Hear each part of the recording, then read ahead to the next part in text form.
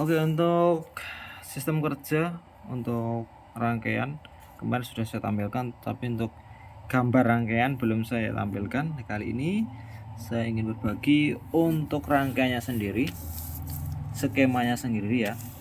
Awal dari power supply kita bisa menggunakan 5 ampere, 10 ampere maupun 20, 30 juga bisa, tergantung beban ya. Yang penting beban tidak lebih dari power supply.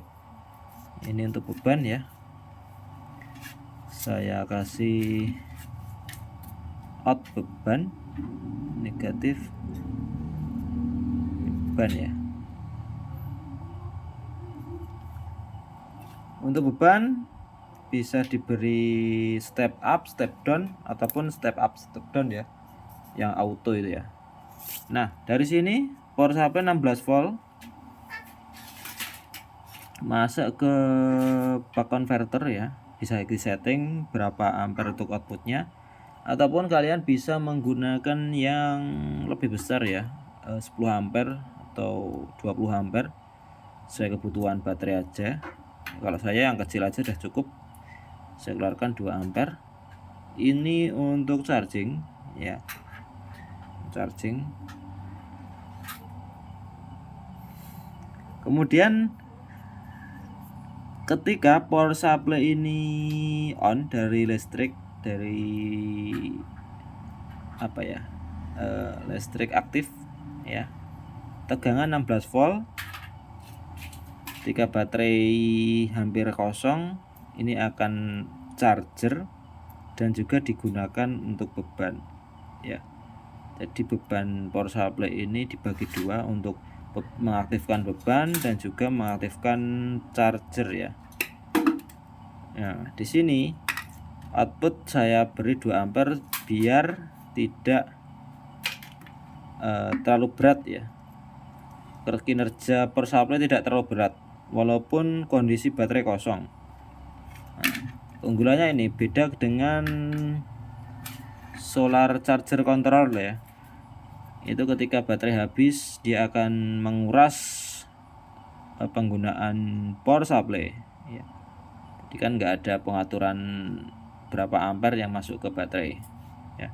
Ini dibatasin, anggap aja 2 ampere, untuk beban 2 ampere ya, kisaran kisi-kisinya seperti itulah.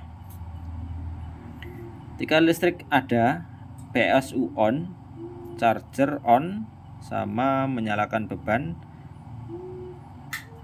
ini baterai tidak akan masuk ke beban ya, soalnya voltase lebih tinggi ya. Baterai sendiri untuk voltase full chargernya ini sekitar 14,6 ya, untuk disetting 14,6, standby kisaran 13 lah ya. Jadi konsumsi ketika listrik aktif, power supply aktif, akan menggunakan power supply, dan juga baterai penuh akan stop sendiri ya. Ini ada auto cut untuk chargernya sendiri. Nah, fungsi dioda sendiri ini agar tidak terjadi apa ya, tegangan balik ya. Tidak terjadi tegangan balik. Di sini ada rangkaian tersendiri bila mana tanpa dioda charger tidak akan berfungsi ya.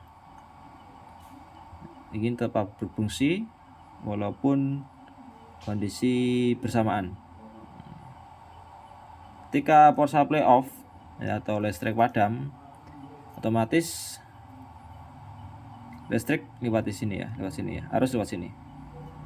Otomatis dari sini tidak ada atau nol, off, otomatis pindah sendiri ya dari sini, yang dikonsumsi beban jadi baterai. Itu aja. Kemudian untuk mungkin teman-teman punya solar cell ya, bisa menggunakan tambahan charger sama yang lebih besar ya, kemungkinan nih lebih besar ya, tergantung solar panelnya. Ini bisa langsung diinjek ke baterai aja. Tinggal kita setting maksimal chargernya berapa, kemudian berapa ampere yang masuk ke baterai.